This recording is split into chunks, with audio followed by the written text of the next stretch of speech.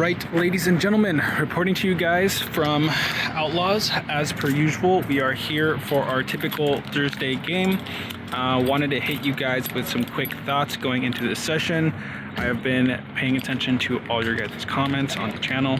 I have a couple things we're going to work on. First and foremost, the tilt. We've been in not the best state coming into these games for the last couple sessions. I made sure that I slept enough last night.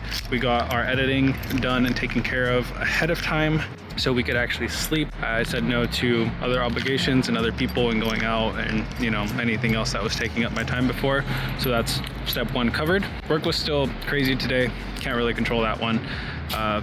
Didn't get much of a lunch work through it, but you know, that one is what it is. We gotta work, gotta pay the bills, you know? Second thing, which is well within our control, we are going to stop overcalling. We are calling way too many things pre-flop. Just try not to play bad hands. In position, priced in, one thing, but not just calling big bets heads up from bad position with bad cards just because we're tilted or just because we're trying to try to force our way into making our money back. We've been doing that too much. Third goal, stop calling big bets on the river. Doesn't matter if they're bluffing. Just most of the time it's going to be an unprofitable call. So going back to our roots, trying to play more positive EV poker, just lay it down, pick a better spot. Simple, straightforward. So those are the 3 goals for today. We'll see how we do. See you guys on the other side. All right, ladies and gentlemen, walking into the establishment this week, we noticed something different and awesome. We finally made it. We're live on TV, ladies and gents. Anyhow, we take our seat as the dealer is getting the decks ready. We buy in for our standard 300, which is the cap for now, but it will very quickly increase during this match the stat game. For everyone that's been asking, this is the stand that I use. I carry a power bank with me to use as a weight on it to get that sweet angle that everybody seems to enjoy. Today's game is going to get absolutely wild. Not only do we have Brian here, but there's another big PLO player involved in the game, and our boy Gary wastes absolutely no time before getting all his chips in the middle. Let's roll the clip. 230. What's on Monday? All right. I have a weak ace. You don't have an ace, do you? Oh, yeah. That's a horrible flop for me. Oh, That's even worse. Jack. Hey, straight. Hey. If this isn't a setup hand, ladies and gentlemen, I don't know what is. Ace 3 offsuit versus Jack 9 offsuit, all in for a little under $300 pre-flop. Players knew they were going to drill the straight. Unfortunately, Brian didn't realize he was going to drill the bottom end of it. Nice hand, Mr. Gary. Moving on to the next all in. Brian raises to $500. I look down at 5-9 suited, so obviously we cannot participate in this one, so I let it go. But Gary can participate. He's got almost 500 and he's on the button. You got it. You're good. Watch this flop.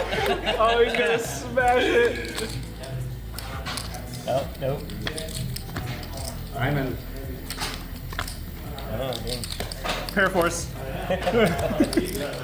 Brian had ace queen of spades on that one. Not sure what he's doing playing that garbage, but he got super lucky and hit an ace on the flop. The old 6-4 offsuit didn't do it for Gary this time, but don't you guys go anywhere. Gary's adding on for more chips and we got plenty of poker left to play. Speaking of chips, it was time for us to pick up a few more ourselves. There's been a lot of action on the table and our $300 stack isn't going to be able to do much, so I add on for 2 more black chips. Still haven't played a hand at this point, but it hasn't even been 10 minutes since we sat down, so that's not really surprising. But what is surprising is seeing a bet, a couple callers, and then a re-raise. We haven't been doing much of that so far tonight. Anyhow, Brian raised to 35, the button called at 35, Gary called at 35, I folded, and the big blind went for a raise of 130. Action folds over to Gary. Gary obviously goes all in. Mikey puts in the call, and we're off to run out with ace king versus king queen.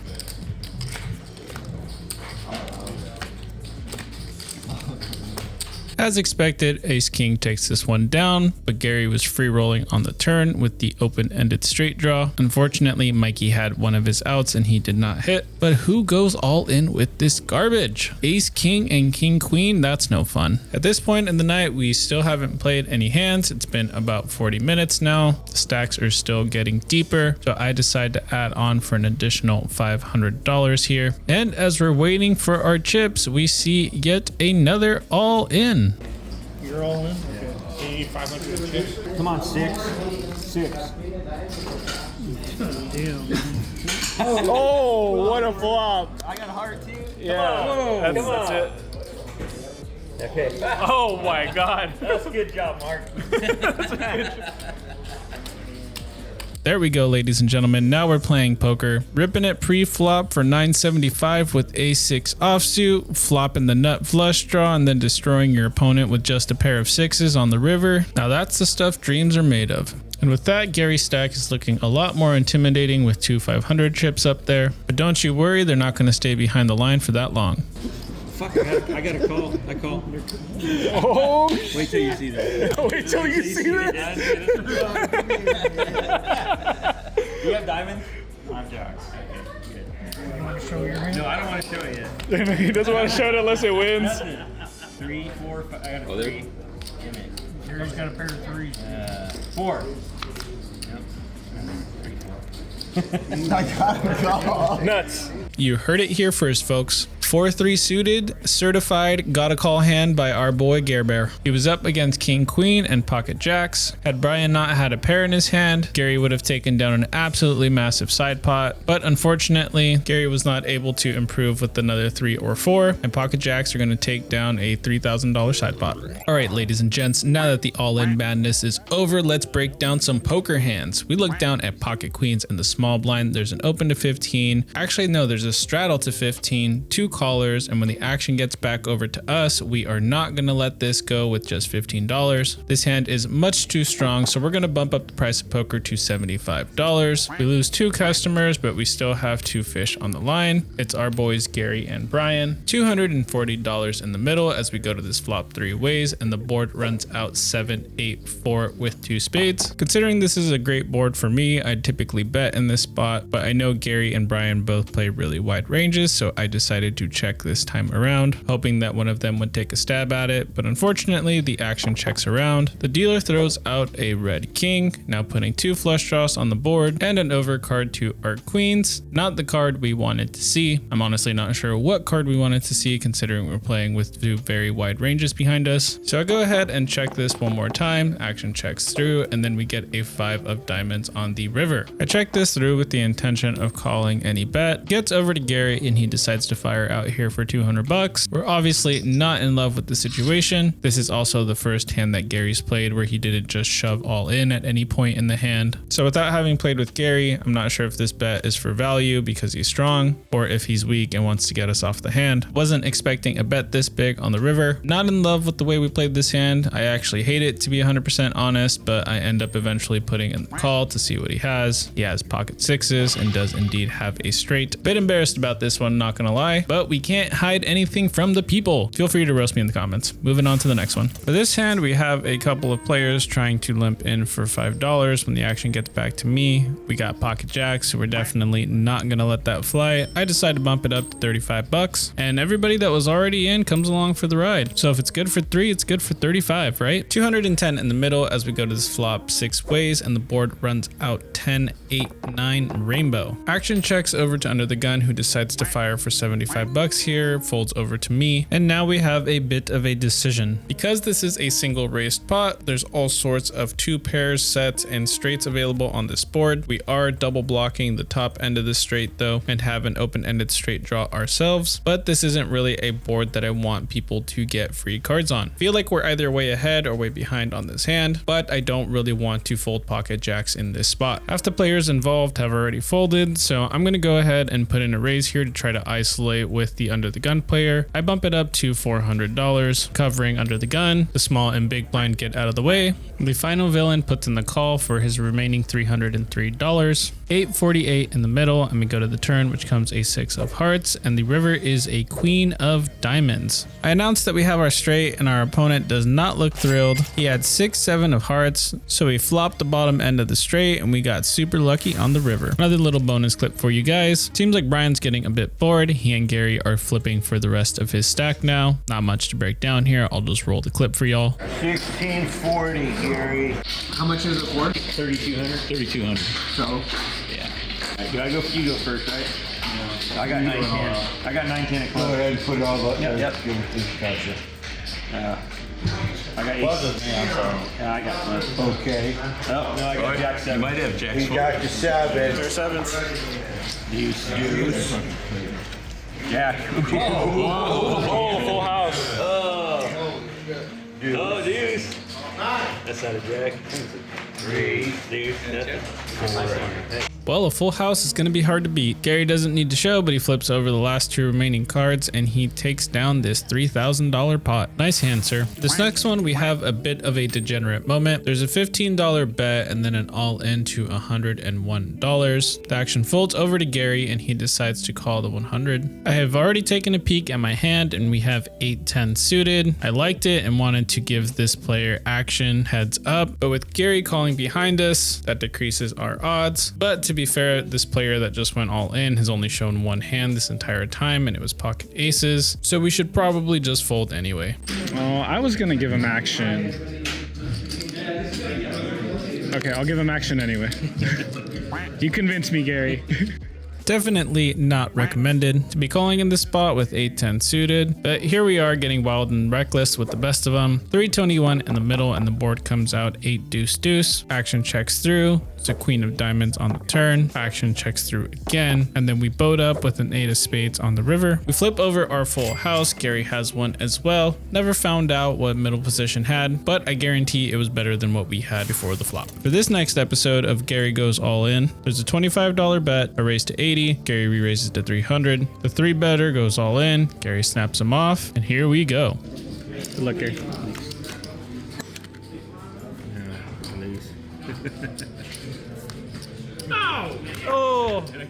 Oh, you got him on the river. Damn.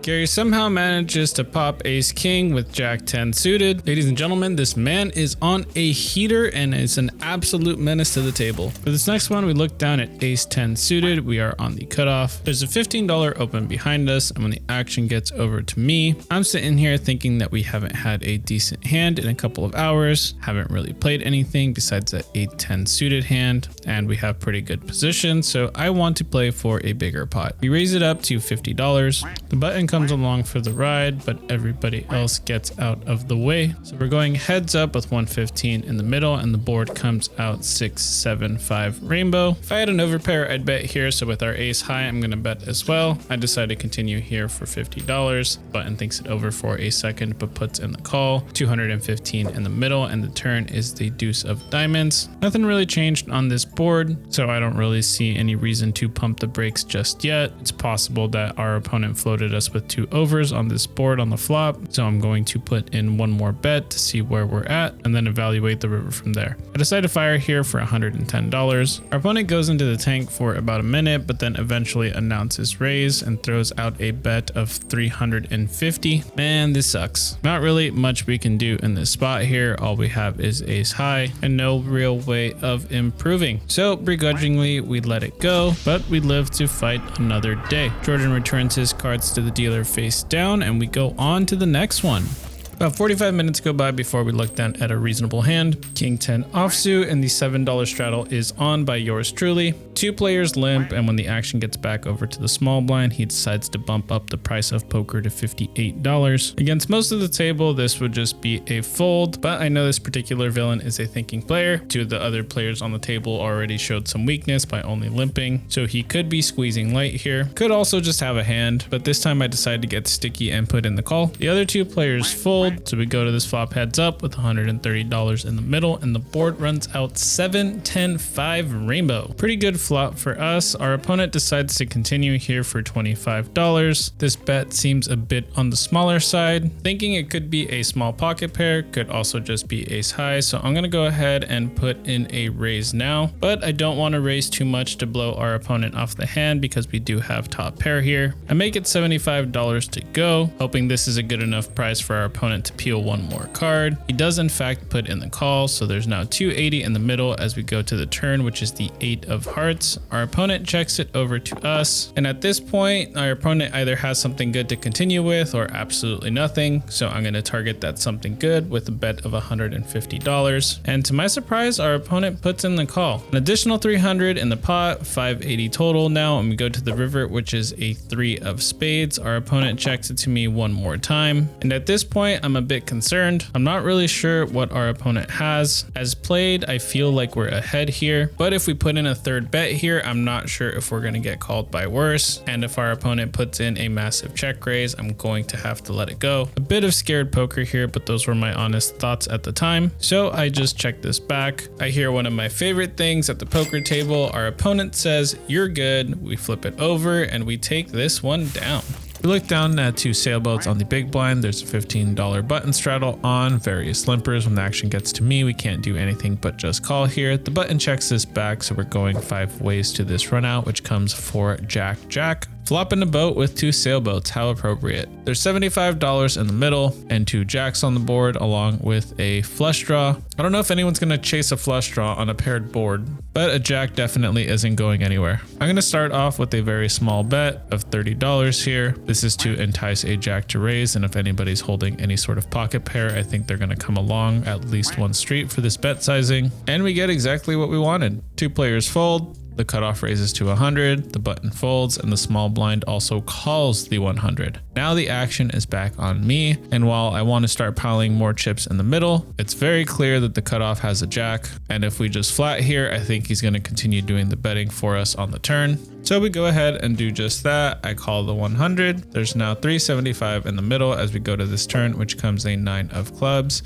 Small blind checks, I check, and the cutoff continues for an additional $100. The small blind calls the $100. And at this point, looking at what the cutoff has behind, I don't think he's going to fold if we put him all in. So we do just that. I throw out a bet of 550. He has about 300 behind, and the cutoff, as expected, does go all in. The small blind gets out of the way. There's over 1,000 in the middle now. We flip over our pocket 4s, and our opponent shows us Jack 9. We had him drawing to 3 outs on the flop, and unfortunately, he turned one of them to give himself a bigger full house. Nice hand, sir. For this next hand, we look down at Jack 7 suited. The $10 straddle is on by yours truly. We get not 1, not 2, not 3, but 4 limpers, and this hand is not strong enough to squeeze with, so we just check this through. $50 in the middle. The board comes out for 7-3. See a $15 open, a call, and it is not enough. We have top pair here, so we're going to bump up the price of poker to $75. We get 3 folds, but the player to our right puts in the call. 215 in the middle, and we see the 10 of hearts on the turn. The villain decides to take the betting lead from me and fires out here for $40, but this is much too small. It feels like our opponent wants to get to a cheap showdown, so obviously we're going to put in another raise to 175. Doesn't take him very long to put the chips in the middle. 565 in the middle, and we go to this river, which brings us a 7 of hearts. And this is where the hand gets a little bit off the rails, and I'm not really sure what to do. Our opponent now leads into us for 375. And now I go into the tank wondering what hand our opponent had on the flop that got to this river and likes to run out. We were applying pressure from the start, so it's not like we got floated light. I mean, it is possible, but unlikely considering we raised the flop and the turn. The only hand that makes sense to me is 5-6 of hearts because it would have an open ender on the flop, turn more equity with the heart on the turn, and then hit another heart on the river for a flush. But outside of that one hand, nothing else really makes sense, and it feels like our opponent is just bluffing here. On top of that, our opponent announced he has a 7 right before making this bet. And I don't know about you guys, but if I had a hand as strong as trips, I would never announce it before making a bet because I want our opponent to put in the chips. So for all those reasons, we do flick in the call and we hear the following. Okay.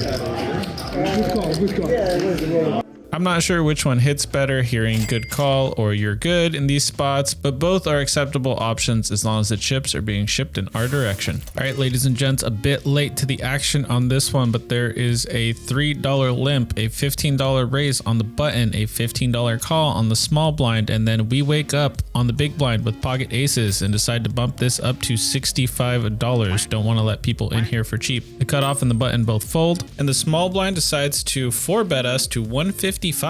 Now our opponent is saying that he has a pretty strong hand here. I'm expecting this to be queens or kings, which he's going to have a hard time laying down to a big raise. But when I look at how much he has behind, our opponent still has a little bit over 800 in his stack. If I put in a 5 bet to about $350 or $400 here, it's going to become abundantly clear that we have a bigger pair than he does. However, that last hand that you guys just saw, where we called his big raise on the river with trip 7s, was literally the hand before this. So I Hollywood for a little bit and then just announced that I am going all in. And here's how that went. All in.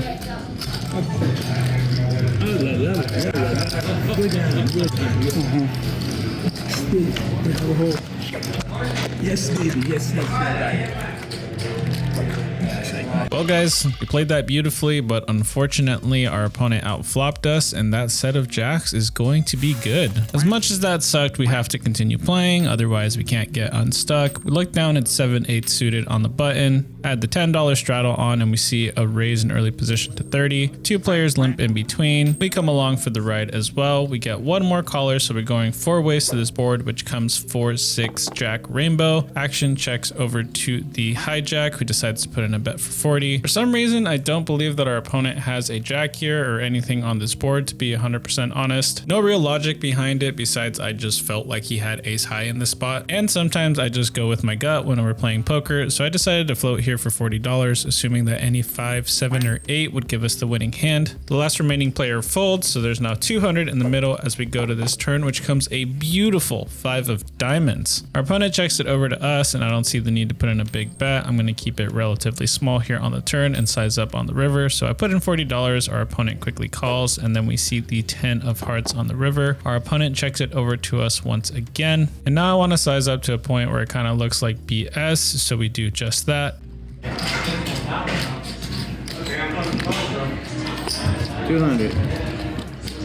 I knew it was gonna be some bullshit like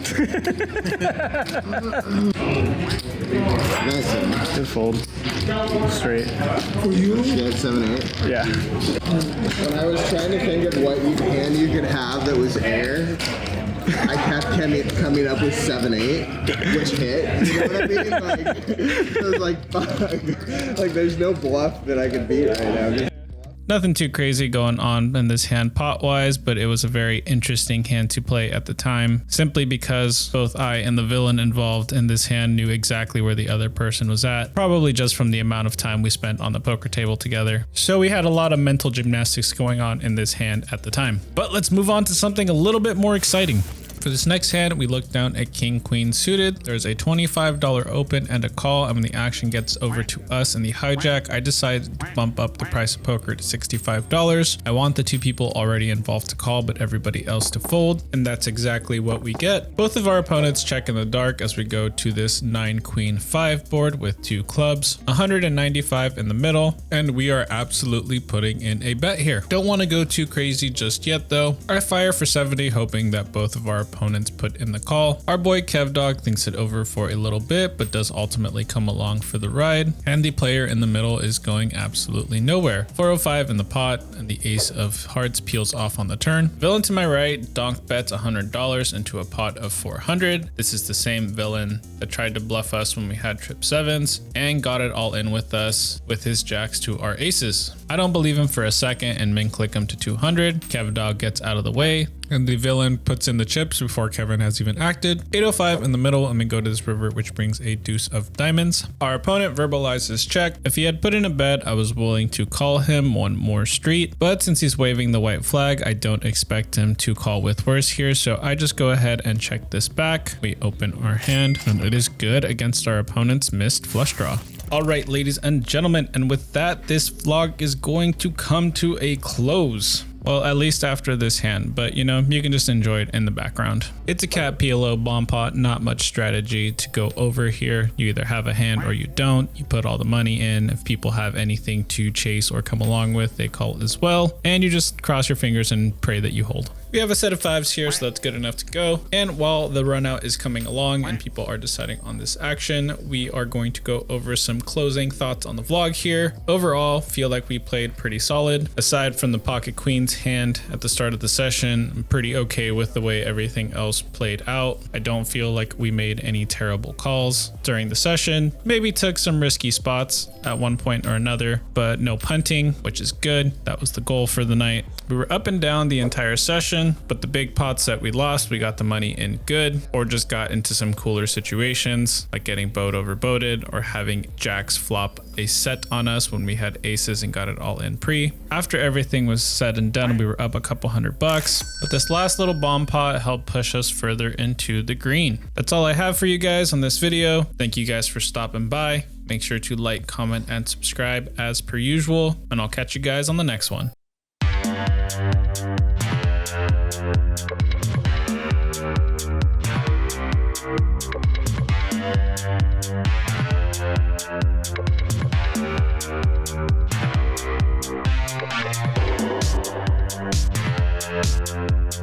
back.